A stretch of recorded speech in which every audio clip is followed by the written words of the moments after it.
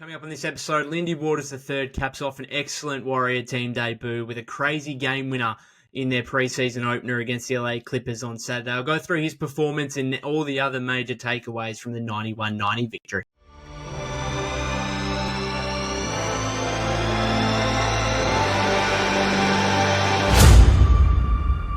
Welcome back to the Golden State with Mates podcast. About 20 minutes removed from a thrilling game winner from Lindy Waters III in the Warriors' opening preseason game against the Clippers. As thrilling as it can be for the first preseason game. Not going to lie, I sat and watched the whole game, but the fourth quarter there was getting a little bit dull and boring outside of Waters individually, and the fact that he was able to cap that off with a crazy deep turning three at the buzzer, the Warriors inbounding with just 1.6 seconds on the clock to get them the 91-90 victory. Great performance from him. Unbelievable finish. We'll get into him more so in a moment, but I wanted to start with some team stuff first and then get into basically all the key players from an individual perspective in this game. So from a team standpoint, first of all, the starting lineup. We saw Steph Curry alongside Anthony Melton in the backcourt, and then Jonathan Kuminga been pushing the agenda for starting small forward. Of course, no Andrew Wiggins in this one due to the illness. JK at the starting three spot.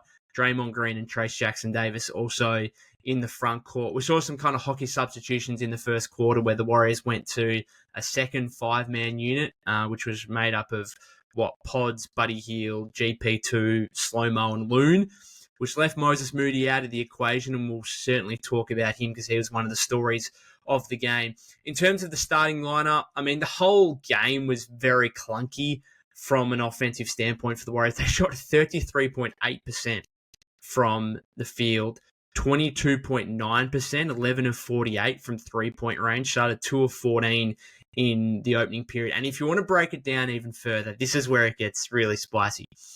If you exclude Lindy Waters III, Moses Moody, and DeAnthony Melton from the shooting equation, every other Warrior was 2 of 31 from three-point range.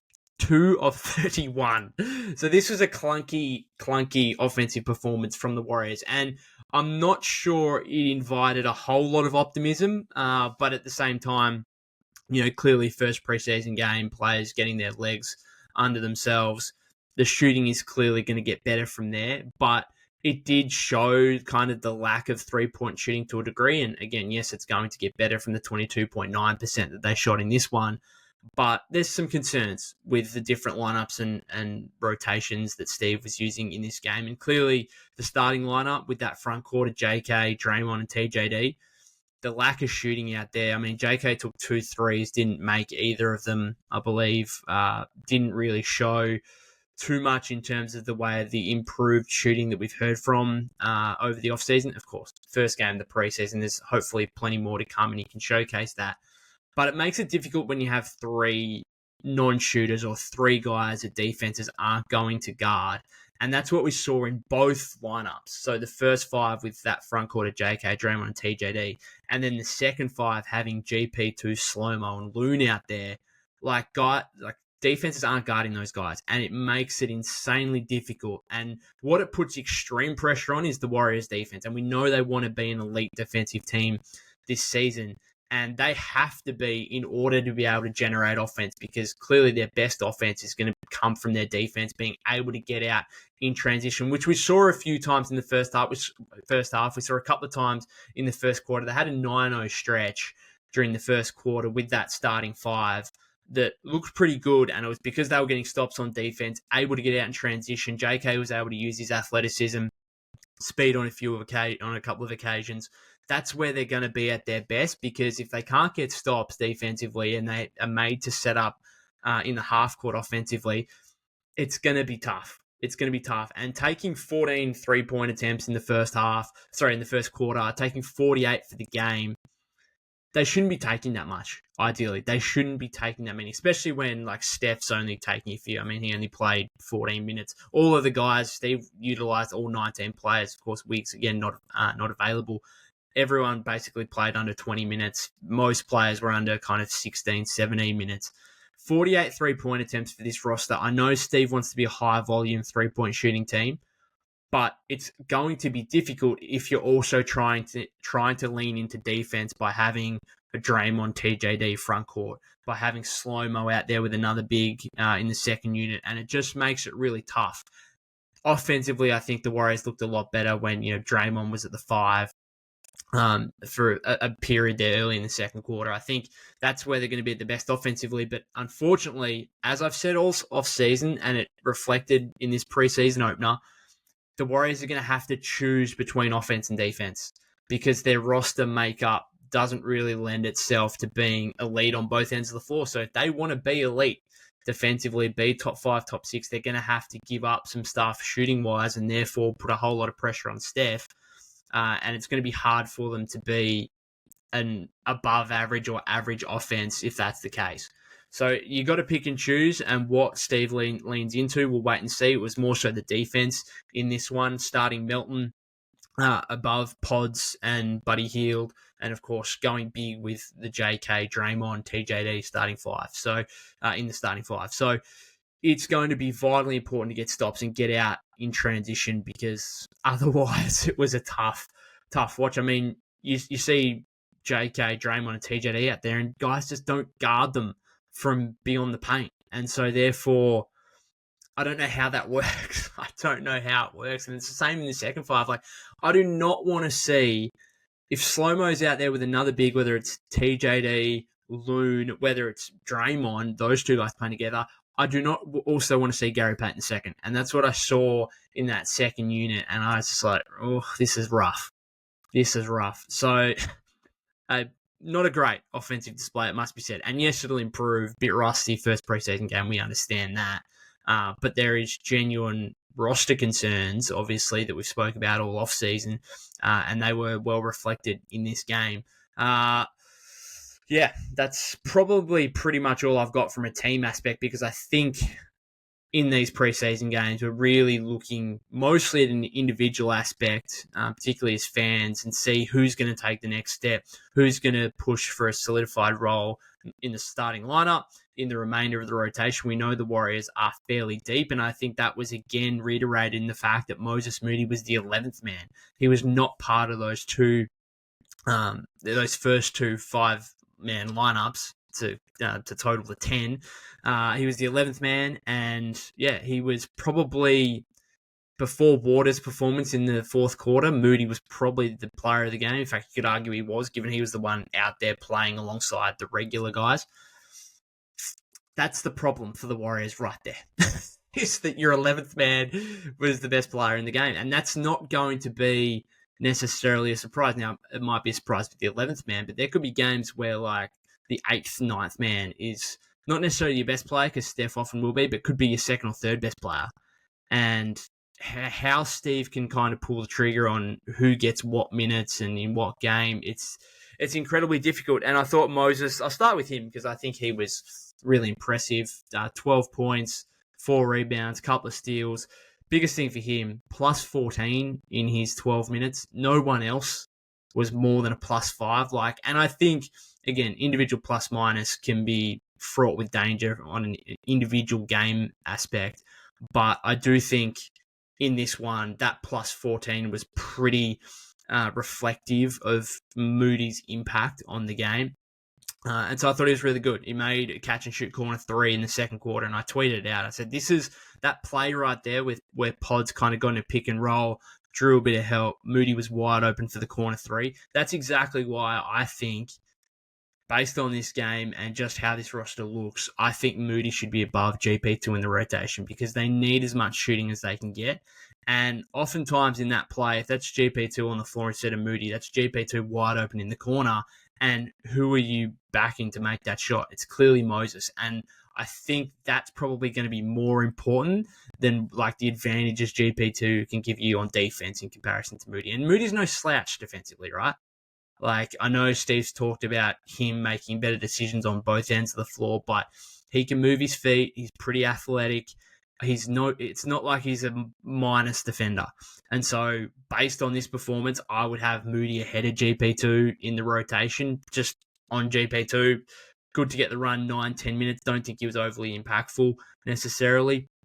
But Moody's certainly one of the stories of the game in terms of him trying to push for a solidified role in the rotation, because based on this game, he was outside the top 10 of the rotation, which means that come the regular season, it's unlikely that Steve's going to go 11 deep.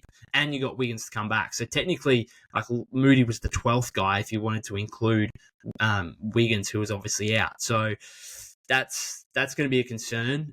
Again, we've spoke about all offseason in terms of the depth of the Warrior roster, but I think Moses clearly pushed his case for, no, I'm not an 11th, 12th man. I'm 8th, 9th. Heck, there's people pushing for him to start at the 2 guard.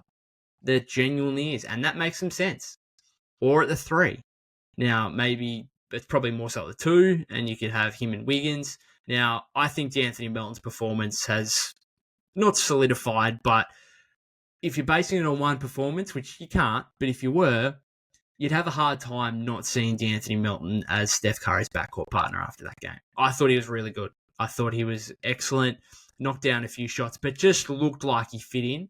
And I think one thing we've got to kind of notice with him as well is he's known as this prototypical 3-and-D guy, can defend at a high level. He was guarding James Harden today with various levels of success, but he can do that defensively, and then he can shoot 37-38% on reasonable volume from 3-point range on the other end. I think there's a little bit more juice there offensively than what we probably give him credit for. Like, I think he's actually got some stuff off the bounce. Like, I think he dribbled into a nice mid-ranger today. Like, he's not just catch and shoot necessarily. Like, he can put the ball on the floor a little bit. He can handle a little bit. He can play make a little bit.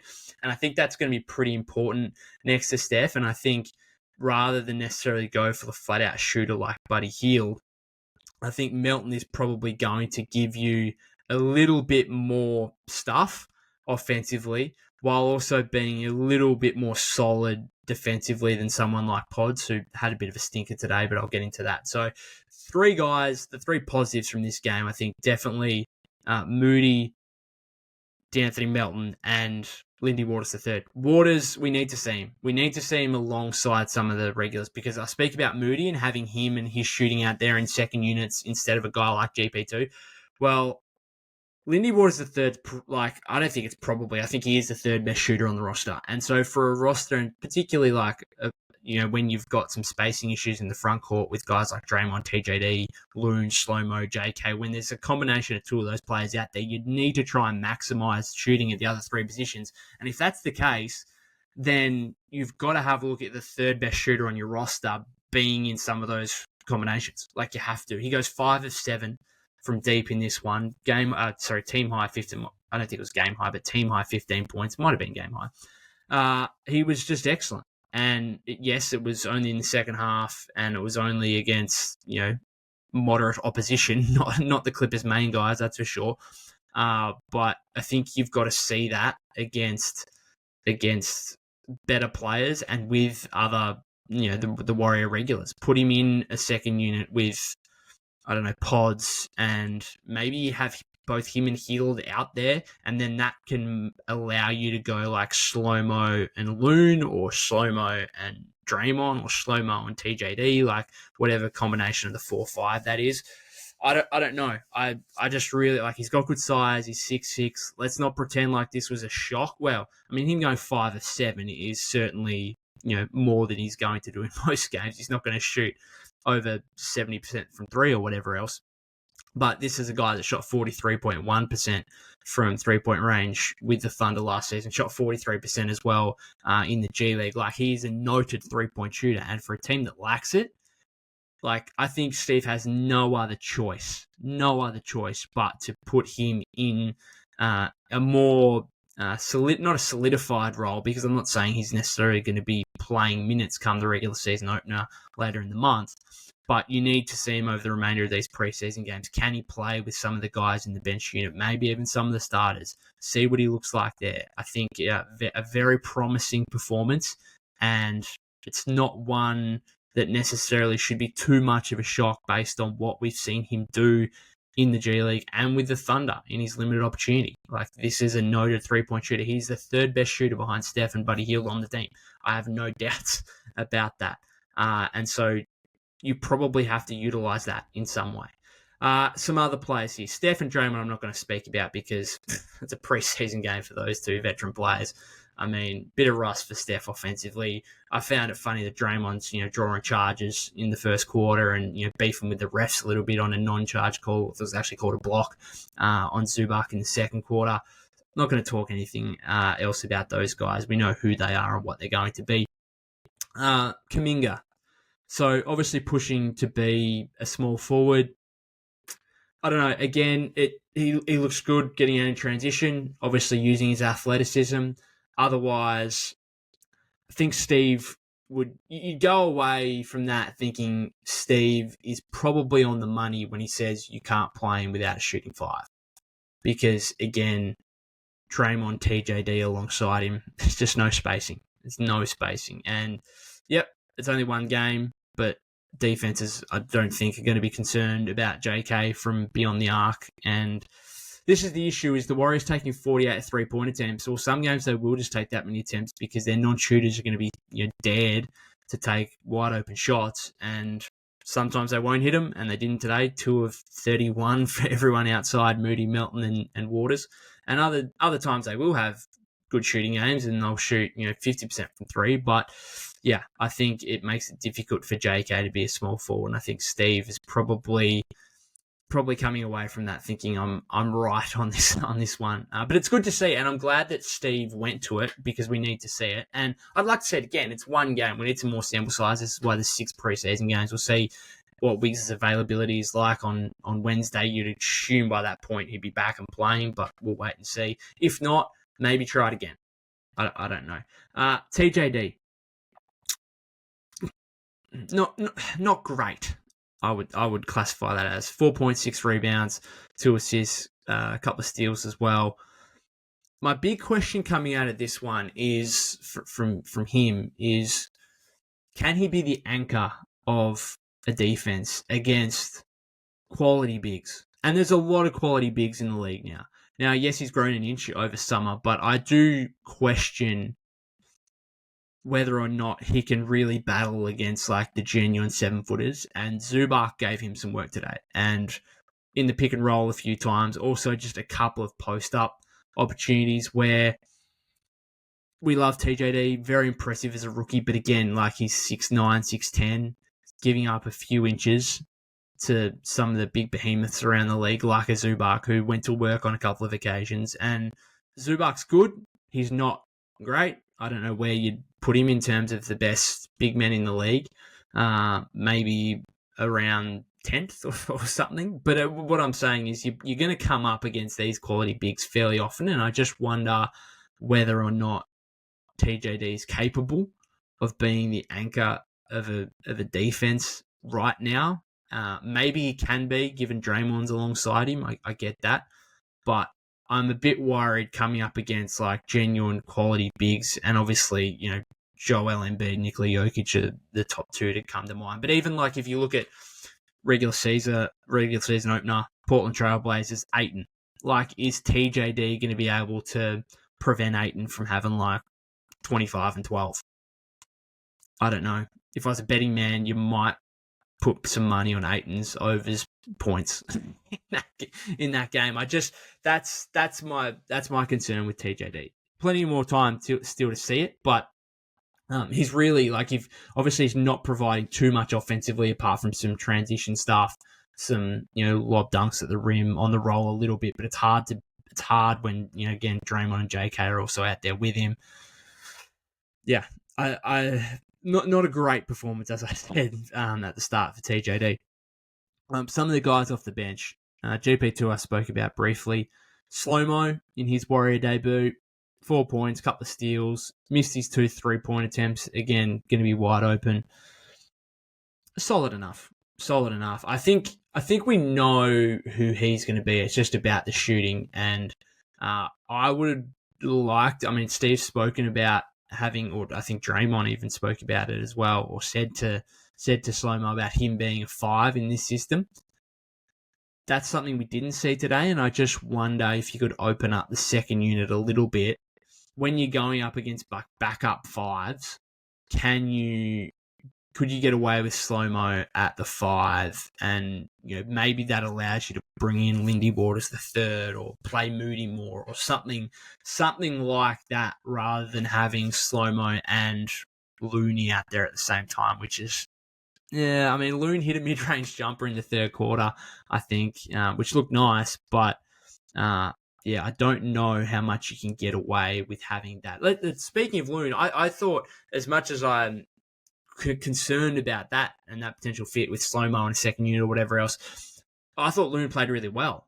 And from an individual aspect, you would say, he based on that performance, he deserves minutes. But then how does he work with other players is the real question. And I thought he was good. I thought, he had 6 points, 5 rebounds and assists, 2 steals, 2 blocks. I was a little bit concerned with how the change in his physical nature, obviously slimmed down significantly over the offseason. I was worried about how that may impact his work on the interior in terms of particularly rebounding the ball, but also on defense in the paint. I thought that was still solid. I thought he's he's just got that knack for rebounding, doesn't he? Like, it doesn't matter what happens to him physically. It feels like his rebounding is more so like just a mental thing, an IQ thing, like Dennis Rodman back in the day, just knowing where the ball's going when it comes off the rim, essentially. And so I don't think that's ever going to leave him. I thought he was good. I thought he was solid. He made that mid-range jumper. Probably looked a little bit more athletic than what we've seen in the past, which makes sense given he's lost some weight. I thought he was good. Pods. Not a great game for Brandon Pajemski, which, I already saw some stuff on social media. It's one preseason game, guys. Let's just settle down a little bit. 1 of 9 shooting, though. Not great. 5 rebounds, 4 assists. I did like some of his stuff handling the ball. I think he's going to be capable of running the second unit so long as there's, one of Slow-Mo or Dre at least out there with him. I think that's going to be okay. It's just going to come down to the shooting for him. And, we spoke all offseason, if he wants to be in the most improved player discussion, then can he go from 9 points a game to nearly double that, or at least 15, 16 points a game? That's going to be the question mark for him. 0 of 3 from 3-point range.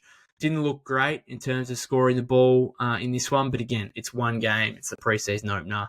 I'm not overly concerned about Brandon. I'm not overly concerned about anyone at this point. It's one game, small sample size, no one playing more than 20 minutes. It's just, it is what it is.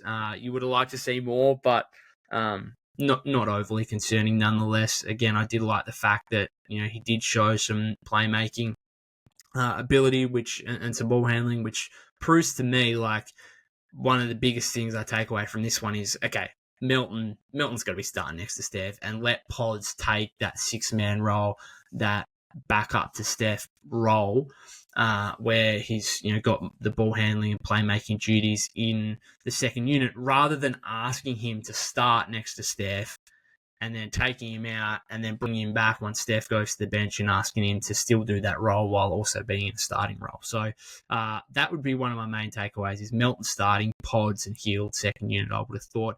Talking of Buddy Hield, I think he made his first 3 in the opening period. He's going to get shots up. I saw Stephen Noah of the Sporting News put out his article a couple of days ago in terms of NBA award predictions, and he had Buddy Hield winning 6th man of the year, which is funny because he's probably not going to be the Warriors' 6th man. He's like the 7th or 8th man. But maybe if he can average well over, he's like looking at past 6th man of the year when he should have to average over 25 minutes a game. Whether he can do that or not, we'll wait and see. But he's certainly going to get, he's got, as No kind of put in his article, 6th man of the year winners are usually like volume scorers, volume shooters. They get shots up off the bench, and Buddy Hield certainly is going to fit that mold, put up 5 threes, put up 7 attempts. He was, again, another player where would have you liked to see some more shots go down? Absolutely, but am I too concerned? No, not really. Who else have we got here? Spoken about Moody, Looney, Pods, Slow-Mo, GP2. Yeah, pretty much everyone. Some of the guys that played late 3rd, 4th quarter, like Quinton Post, wasn't great. It wasn't a great debut for Quinton Post. Would have liked to see more. He had that sequence where he missed like 2 wide, like bunny layups that I probably could have made. Got the offensive rebounds, but just put the ball in, son, please. It was like 1 of 7 from the floor or something like that. Wasn't great, but you can also see it's like, oh, okay, the size and the shooting is certainly something, but Steve said the other day, expect plenty of time in the G League, and based on that performance, it would seem true. Waters we spoke about, other guys, Spencer, Beekman, Kevin Knox. I mean, nothing was really too notable in that final period aside from the Waters game winner. So overall, clunky offense, and I think that we can put part of that down to first preseason game, and there's some rust there, but I think there's some other things in terms of the way this roster's made up and how rotations are going to have to look from Kerr to suggest that there's going to be some concerns about how good the Warriors can be offensively, and if they're going to want to be better, they're probably going to have to give up some stuff defensively. And again, what I said at the start of the episode, you're going to have to pick and choose, because at the moment there's no, and it could be like, and again, I spoke about it all off season with the market and stuff. All of this could be unlocked by having a shooting five that's not a black hole defensively like Dario Saric was, for example, like a competent defender, but a capable 3-point shooter, like someone like Brook Lopez, someone like Kelly Olynyk. I know his name's been bandied about. I don't know about Olynyk, whether he can be your starting 5 on a playoff team. I'd question about that, but like Lopez is certainly one. Miles Turner's not available, but he's another player that I think would fit really well with the Warriors. Kristaps Porzingis, I've always said that the Warriors should have gone after Kristaps Porzingis when the Celtics did last offseason.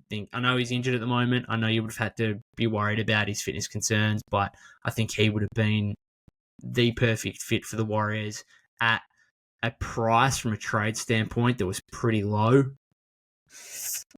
I don't know. They needed to look at that. And again, he went from the Wizards to the Celtics. Could you have done a pull for Porzingis deal in some way? I don't know. But they need a shooting 5. And the fact they don't have one, and it doesn't look like Quinton Post is going to be a rotation player based on that performance, I don't know. We'll wait and see. But other than that, guys, I'll finish it up there. Thank you very much if you've got through to this point of the episode. I'll probably be back in a couple of days with more fallout from this preseason opener. Otherwise, the Warriors also play on Wednesday night US time, so I'll probably get an episode in after that as well. If you haven't subscribed to the YouTube channel already, that would be greatly appreciated. You can follow me at POC252. That's POK252 on X/Twitter. And let me know if you've got any thoughts on this game in the YouTube comments. I'll be looking forward to seeing the discussion. Cheers, guys.